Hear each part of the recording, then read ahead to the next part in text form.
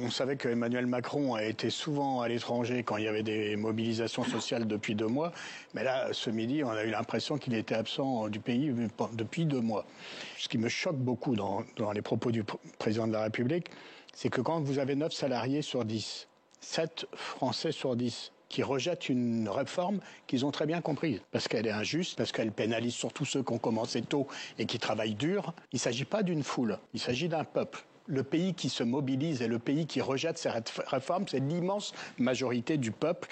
Et ça, il n'en parle pas et il ne le prend pas en compte. Et quand il oppose ce peuple mobilisé aux représentants du peuple, mais il les a pas fait voter, les représentants du peuple. Il a refusé de les faire voter, les représentants du peuple que nous sommes à l'Assemblée nationale, en utilisant le 49.3.